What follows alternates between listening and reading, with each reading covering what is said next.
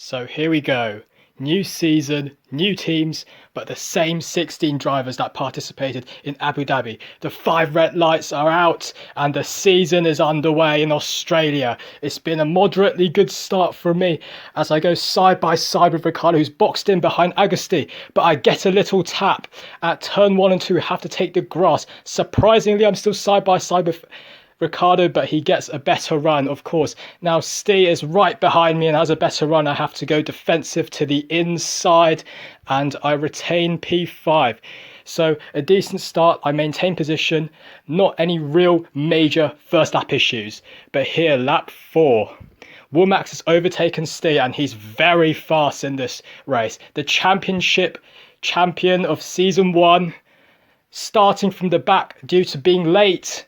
And here we go side by side through this fast chicane and I give him too much room. I turn in too early and I spin and that loses me a heap load of time. But more importantly, my tyres are spun.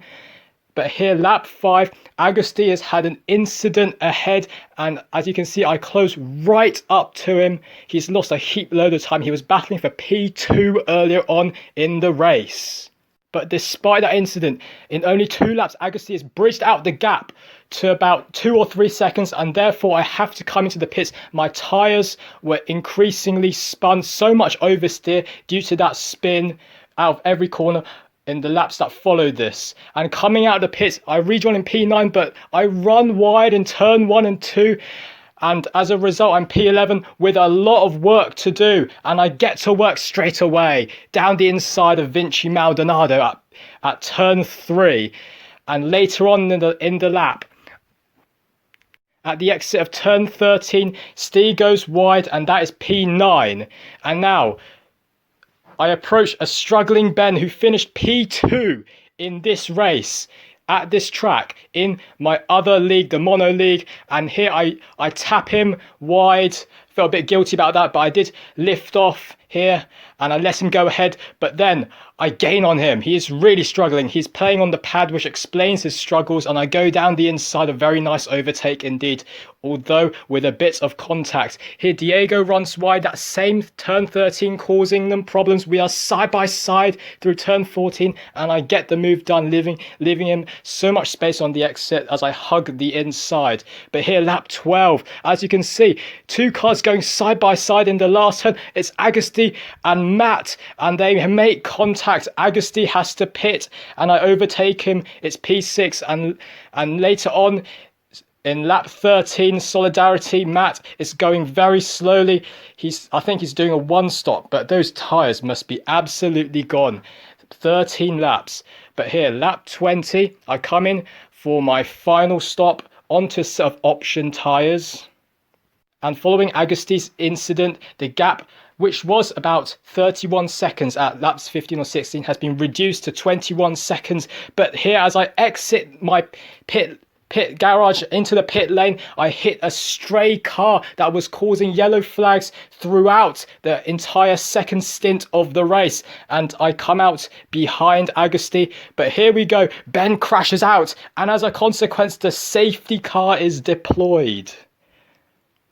And this changes everything as Agasti was on a set of prime tyres who pit on lap 12, thinking of going to the end. 17 laps on prime tyres would have been easy work for me at the end of the race, but he gets a free stop and he is on the charge. He passes Plam on lap 25 and the gap is 4.2 seconds. He's chasing me down.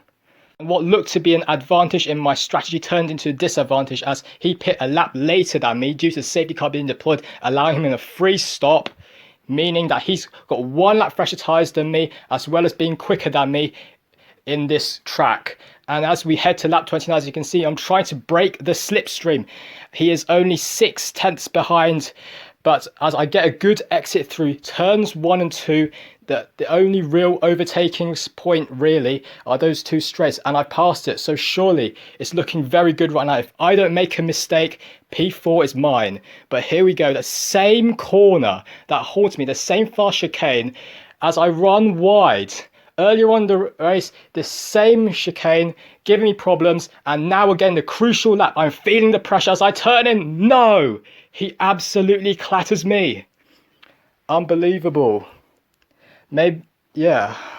As you can see, I'm still speechless despite being after the race, but I would love to see it from his on board, you know. He had a very eventful race, a roller coaster race, Agusti did, but nevertheless, I do retain P5, which turns to P4 following his post-race penalty, and thankfully a hold on from Plam at the end. So here are the Drivers' Championship standings, obviously the same as the results from the Australian race. And in the Constructors' Championship, Mercedes and Lotus are tied. Miguel won the race for Mercedes, and Lotus had a P3 and P5. A steady start for my team, Force India, but the real shock here is the reigning Constructors' Champions Ferrari off to a nightmare start following Williams' unfortunate disconnection.